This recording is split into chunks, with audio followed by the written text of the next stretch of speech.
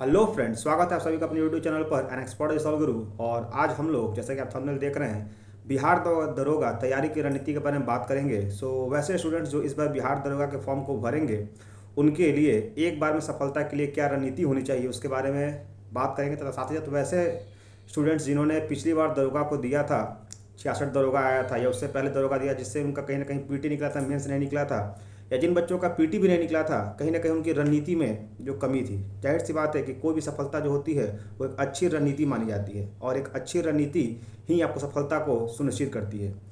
आज के इस वीडियो में हम तमाम चीज़ों के बारे में जिक्र करेंगे विस्तार से। ये वीडियो थोड़ा सा लंबा हो जाएगा 10 मिनट का, हालांकि मेरा कोई वीडियो जो होता ज़्यादातर वो 5 से 8 मिनट का होता है, लेकिन इस वीडियो में डिटेल से आपको जिक्र करूंगा क्योंकि जाहिर सी बात है रणनीति एक बार बनती है और इसी रणनीति पर आपको सफलता हमेशा मिलती है। ठीक है, तो सबसे पहले जो नए व्यूअर्स हमारे चैनल को देख रहे हैं मैं उनको बता देना चाहता हूं कि इस चैनल पर आपको बिहार दरोगा के लिए बिल्कुल फ्री बैच लाया गया है। वैसे बच्चे जो आर्थिक रूप से सक्षम नहीं है पेड बैच अफोर्ड करने के लिए वो हमारे इस फ्री बैच से जुड़कर अपनी सफलता सुनिश्चित करें।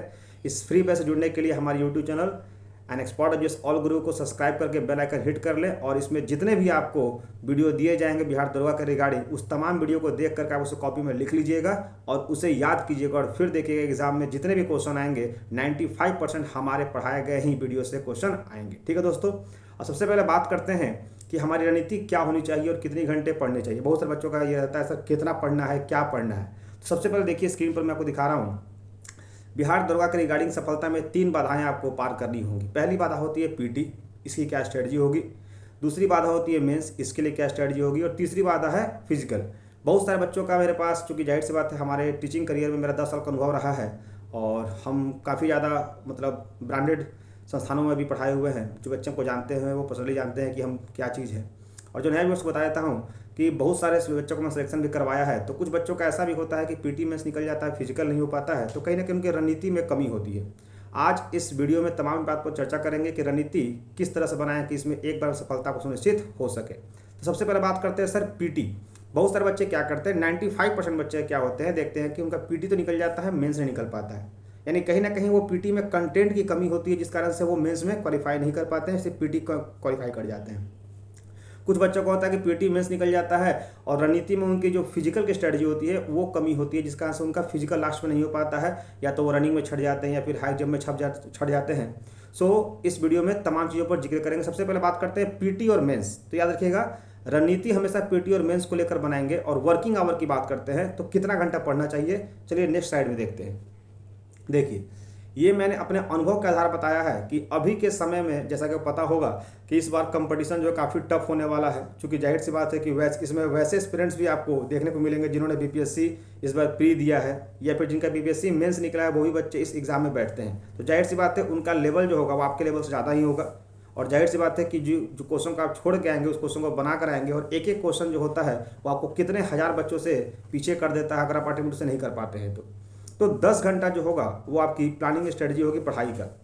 अगर इसे आप थोड़ा कम करना चाहते हैं तो 8 घंटे भी कर सकते हैं, लेकिन अगर आपको बेस्ट देना है तो अपने 10 घंटे का स्टडी प्लान बनाइए। और किस तरह से पढ़ना है मैं आपको वही बता रहा हूँ, डिटेल में समझिएगा किस तरह से आपको पढ़ना है। सबसे पहले बात करते हैं कि बिहार दरोगा का जो पीटी हो या मेंस हो, इसमें जीएस सबसे बड़ा टर्निंग पॉइंट होता है सफलता के लिए या फिर अहम भूमिका निभाता है। अब बात करते हैं कि जीएस में किस तरह से पढ़ें और क्या पढ़ें, वो मैं आपको डिटेल में बताऊंगा। सबसे पहले बात करते हैं हिस्ट्री। याद रखिएगा मैक्सिमम बच्चा जो होता है वो हिस्ट्री के क्वेश्चन को गलत करता है। आप मॉक टेस्ट लगा के भी देखिएगा, हिस्ट्री के क्वेश्चन आपको समझ में नहीं आएंगे।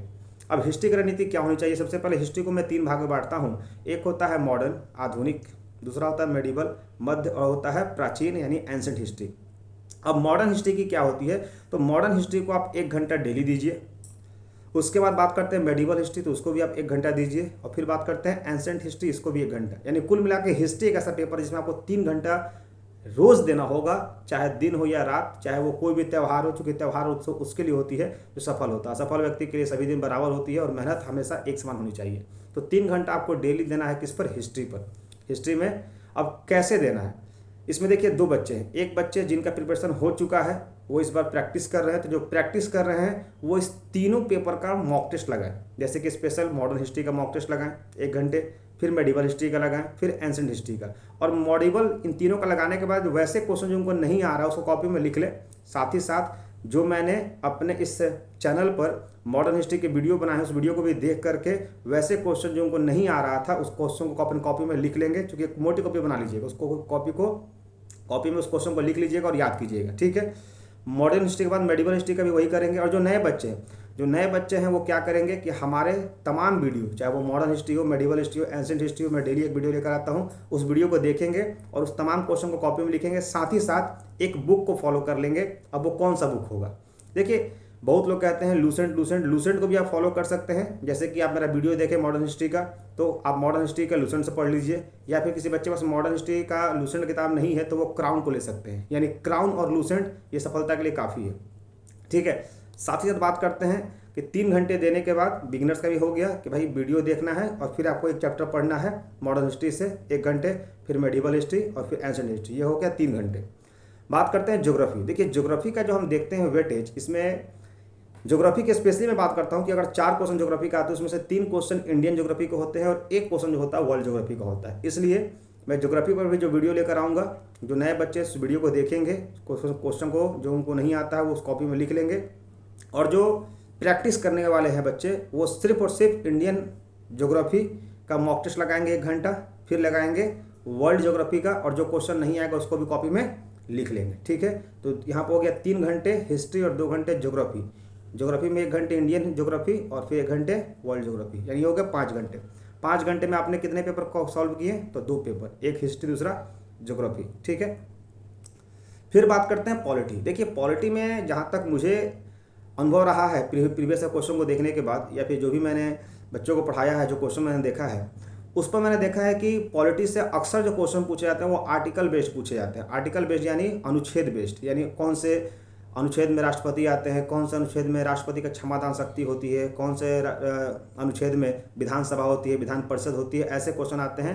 तो इसके लिए मैंने आपको अपने चैनल पर एक इम्पॉर्टेंट आर्टिकल्स के नाम से वीडियो बनाया है, उस वीडियो को देख लीजिएगा। उसमें 30-35 ऐसे आर्टिकल हैं जो हर एग्जाम में पूछे जाते हैं, और उसमें बिहार दरोगा के भी मैंने प्रीवियस क्वेश्चन आर्टिकल को शामिल किया है।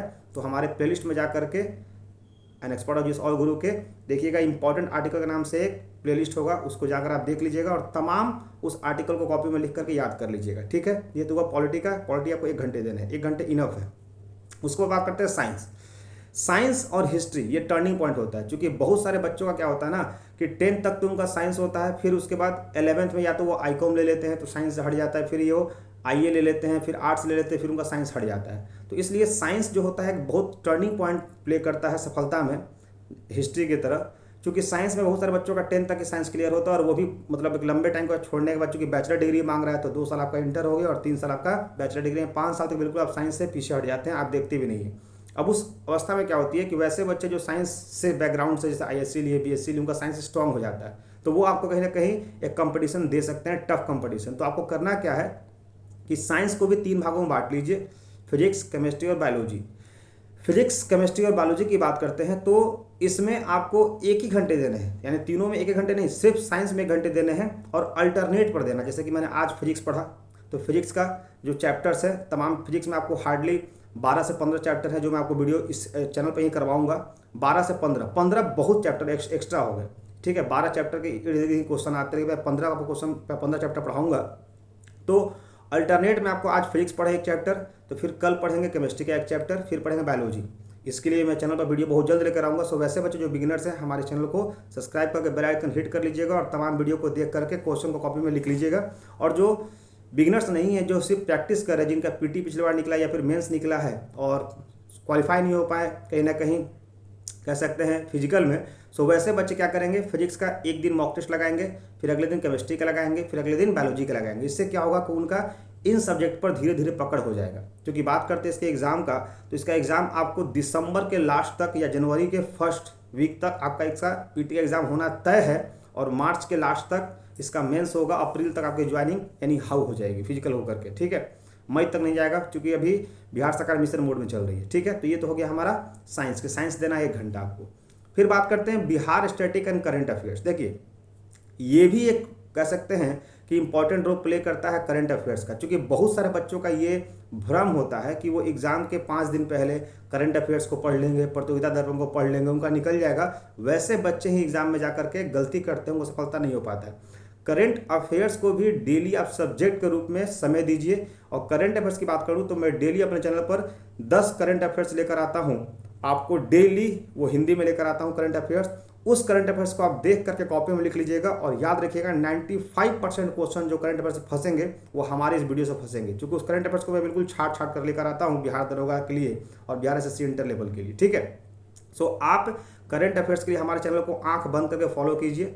साथ ही साथ बिहार स्टैटिक की बात करते हैं तो बिहार स्टैटिक का भी मैंने अपने इस चैनल पर एक वीडियो बना रखा है, उसको मैं 3-4 वीडियो और बना कर थोड़ा विस्तार रूप से बता दूंगा, जिसमें बिहार की तमाम स्टैटिक में ज्योग्राफी हो गई, बिहार की तमाम हिस्ट्री हो गई, बिहार की तमाम इकोनॉमिक हो गई, वो आपको मैं बताऊंगा। ठीक है, सो वो भी हमारे चैनल से देख सकते हैं। जो बिगिनर्स है, जो एक्सपर्ट्स है, जो प्रैक्टिस कर रहे हैं, वो क्या कीजिएगा कि आप करंट अफेयर्स का डेली हमारे चैनल से देख करके एक वीकेंड में मॉक टेस्ट लगाइएगा और बिहार स्टैटिक का भी मॉक टेस्ट लगाइएगा। ठीक है, ये हो गया हमारे बिहार का 1 घंटा, यानी पॉलिटी 1 घंटा, साइंस 1 घंटा और आपका बिहार स्टैटिक करंट अफेयर्स 1 घंटा। तो 3 घंटा इधर हो गया और 5 घंटा उधर हो गया।